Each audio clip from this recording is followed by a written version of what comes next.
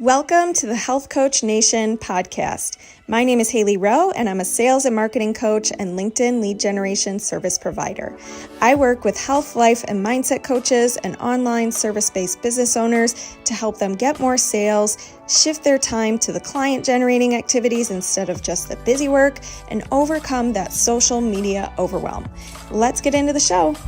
If you have been stumped about how to get clients using Instagram, I want to invite you to my live workshop on Thursday, September 4th at 11:30 Central, 12:30 Eastern, 9:30 Pacific, where we're going to be covering how you can use Instagram and not just have to post all the time, but still be able to get clients using this platform.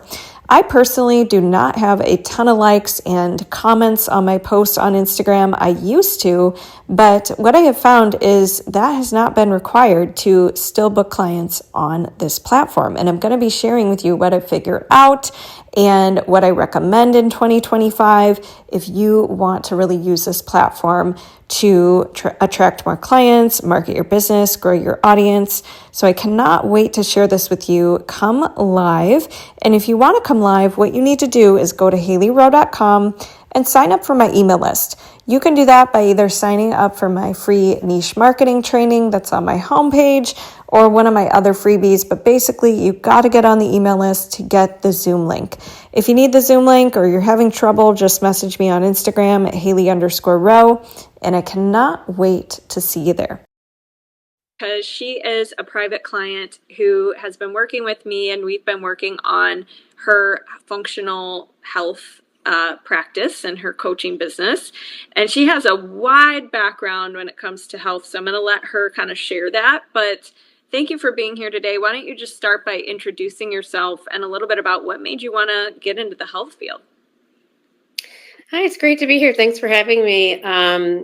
So I have an interesting background, not super conventional. Started out conventional, went to medical school and then residency training in neurology, and practiced general neurology for a few years, and then decided for personal reasons to take a bit of a break. So I took a few years off, and then during that time, I decided to also kind of expand my toolbox because I, number one, wasn't super satisfied with my toolbox as it was with, the type of patients that I was treating in neurology. It's a bit of a joke, it's like diagnose and adios because we have a very limited toolbox. And it's a lot of complex chronic illness that we just don't have all the answers to.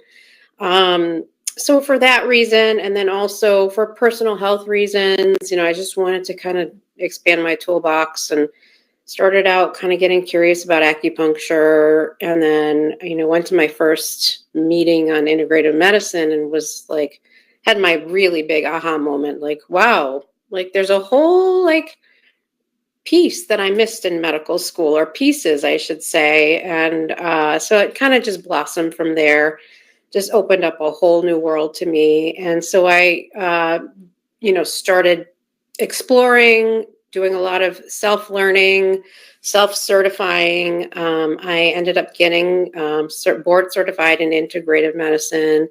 I did training in functional medicine. I did training in medical acupuncture.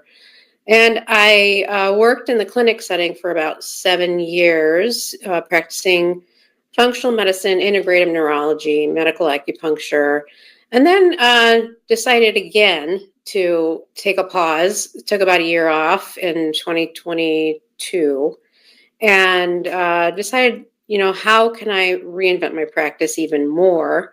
Because I realized that a lot of my success was, I was much more successful and much more satisfied professionally, for sure, practicing this way in a more integrative and functional way. But most of my patients that had the most success were those that really embraced the lifestyle piece. And a lot of that really is difficult to do on your own. And I did play a bit of a coaching role for some of my patients that wanted that and came frequently to see me. So I did a lot of soul searching during 2022 and thought, well, what if I integrated health coaching with, functional medicine practice? So that's kind of how my new practice evolved. And so I blend both health coaching with, practicing functional medicine with clients. And it's been even more satisfying, I have to say, because nearly everybody I work with now is somewhat of a success story. So it's been really fulfilling. Yeah. That's awesome. Yeah. Yeah. And it feels probably more aligned with you and what you believe in, and incorporates all different types of healing options for people. So one of the things that, when you were reinventing your business, you probably realized, oh, wait, this isn't how I used to be, where I used to work at a practice where they would have patients booked for us. And now I have to go book clients. So Right. what were some of the shifts that you, or I guess points where you were starting to get stuck when it came to starting your own business? Well, there were a lot of shifts and a lot of points there. It was a huge learning curve for me. So they don't teach you how to run a business in medical school, and I don't have the gene that automatically makes me good at, being a businesswoman. So I did have to, you know, teach myself a lot. And I did, over the course of about a year, manage to learn how to put together brick by brick my practice, which is all online. But I managed to figure out most of the pieces.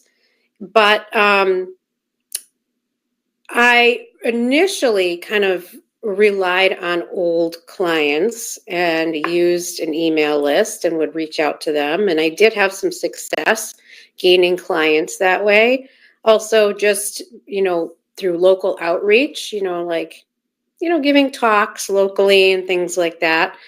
But, that the success was limited. And also because of my health, I, did get diagnosed with a cancer diagnosis and had to take a bit of a pause in 2024.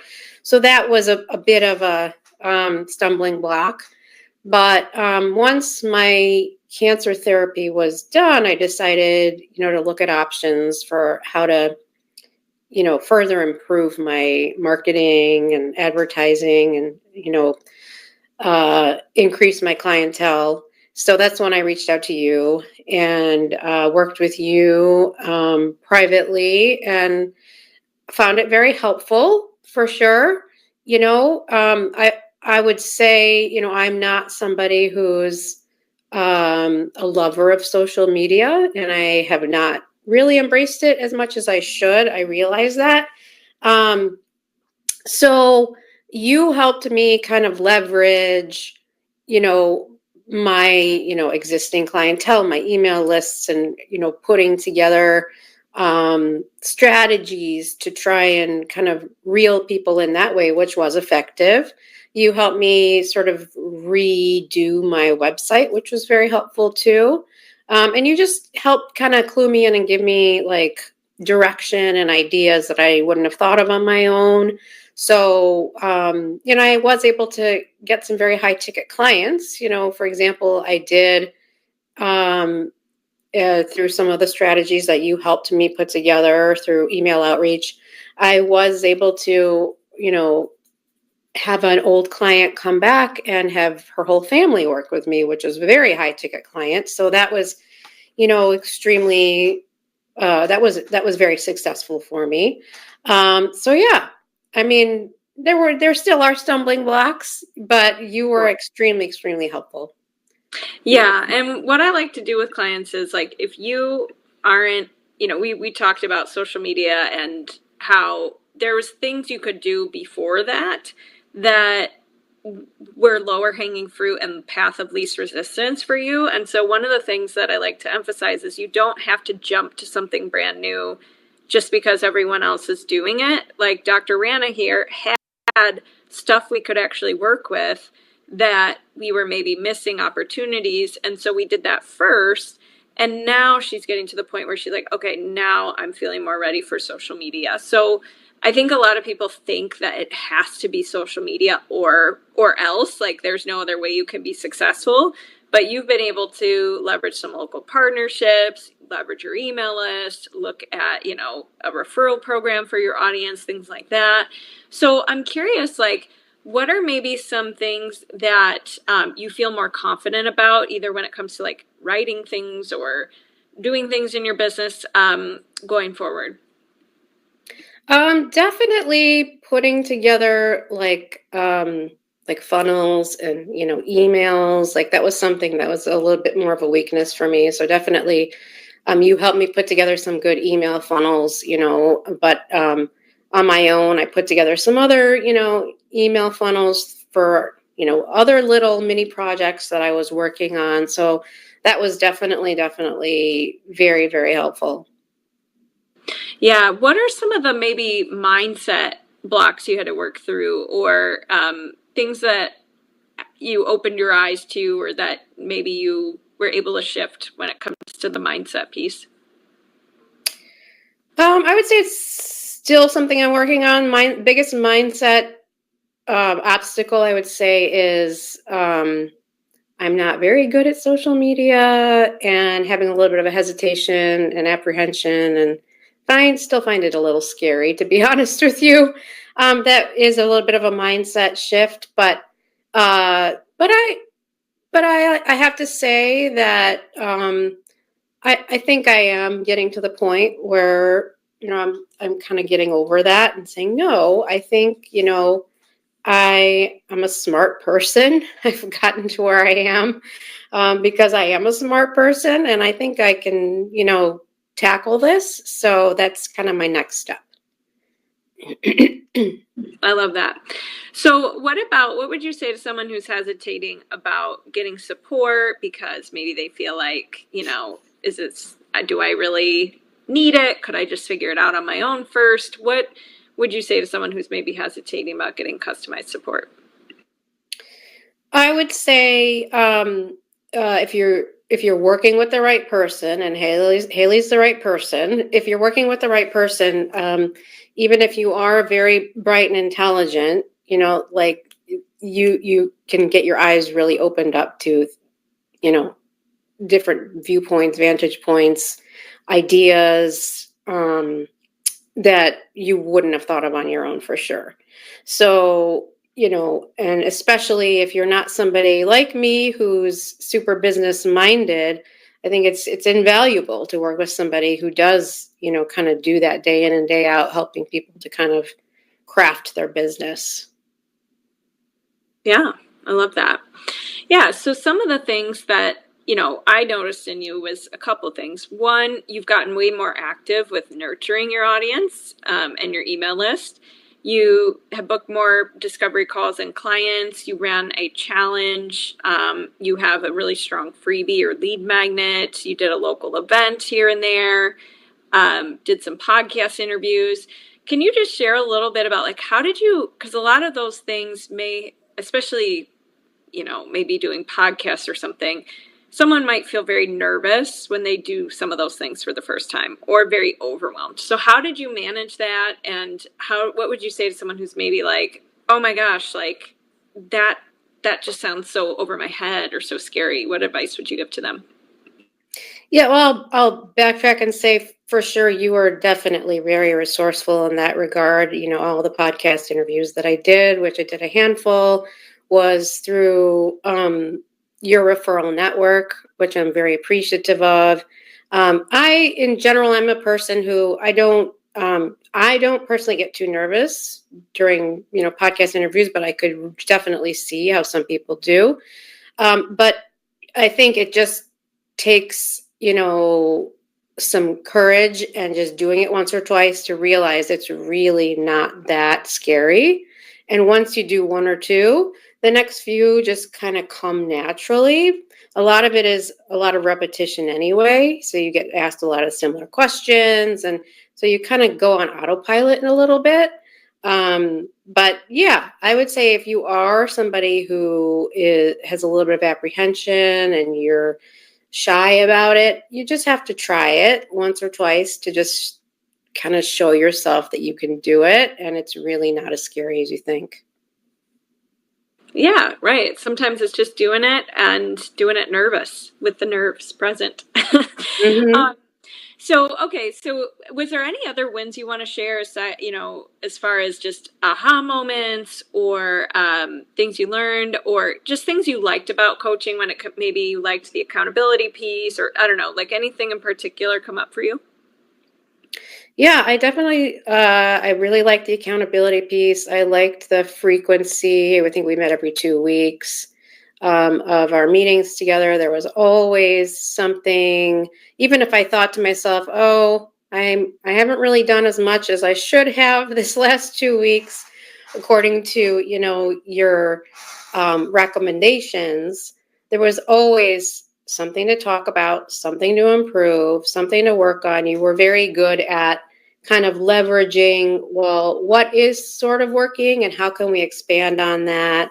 And not kind of keeping me stuck to kind of a very linear path.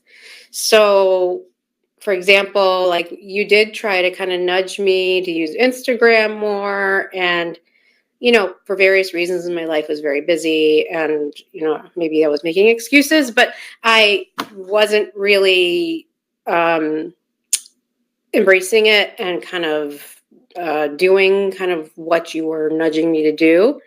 But we figured out other ways on the next call. We figured out, okay, well, let's put that aside. Let's kind of figure out something else, another mini project. What are you working on? How can we expand on that? So there was always something that you helped me with every single time. Yeah, right. Pivoting the plan. There's different ways to market, and if one doesn't, align with you, or you don't want to stick with Instagram, or you don't love social media, there's always another way. So, what would you say is like one of the other things too I know about you is that you're a mom. You've had your own health diagnosis that you've had to work through. You've had times where health has to really be your top priority, and almost like it's just a lot going on in your world. So what are any tips you'd say for someone who's like trying to juggle that and maybe feels guilty for like, oh, I'm spending so much time on XYZ, I want more time for my business. Like any advice you'd give when it comes to, as someone who does juggle a lot, how you've been able to do that? It is challenging for sure. I would say it helps a lot to have an online business, and have the flexibility of being able to, manage your day. If I have to take a kid to a doctor, I can plan most of my clients in the afternoon because that's my morning, so that's extremely, extremely helpful. But, I've just learned to be a much better organizer and planner, which I always thought I was, but I've been much better at it since building my business. So I think organization and planning are really, really key. And it's a challenge that we all kind of have to figure out on our own what works best, for your situation. Yeah, definitely. Yeah, and I think too, one of the things that we discussed, it was like we had kind of your game plan in between sessions, but we started to say, here's if you count, here's the top priority list, here's kind of like moderate. And if you get to it, great. Mm-hmm. Just because it's not, if everything's top priority, then what can actually, how do you know where to start, right? So what would you say is next for you in your business? And like, what are you excited about? What's next for you going forward? Yeah, so a couple things. One, I have been a little more successful in converting some of my clients to more long-term clients. I have a few that I believe are going to want to continue working with me, so I'm trying to nurture that. That's part of my scalability piece. And I am like I said, starting to get more comfortable, a little warmer with the idea of engaging in social media. So I think that's going to kind of be my next chapter, is finally taking that leap and just going with it. I love it. Awesome. Well, thank you so much for being here today. Is there anything else you want to share about the work you do and how people can connect with you? Yeah, so I think a lot of your audience is probably familiar with functional medicine, but they call us sort of super generalists and inflammologists, inflammation doctors, because a lot of chronic disease is rooted in chronic inflammation. So I tend to see all walks of people, and people that have complex chronic illnesses and problems that have not had a lot of success going the conventional Western medical route. So I'm happy to work with all comers. I do have an interest in working with women in midlife that are dealing with perimenopause and menopause and brain fog and cognitive issues, because I am a neurologist, and it's kind of a secret passion of mine to be involved in this movement to help prevent and treat early cognitive decline as much as possible. So that's kind of my secret mission. But I work with all comers and happy to, work with people using a very, very comprehensive, holistic approach. Amazing. Well, thank you so much for being here. And we can't wait to see you showing up on social media very soon. I love it. Thanks so much for listening to this podcast. And if it's really helpful for you, I'd really appreciate if you share it and or leave a written podcast review. This tells the podcast sites that our show is useful and it will be promoted to more people that way. Thanks again.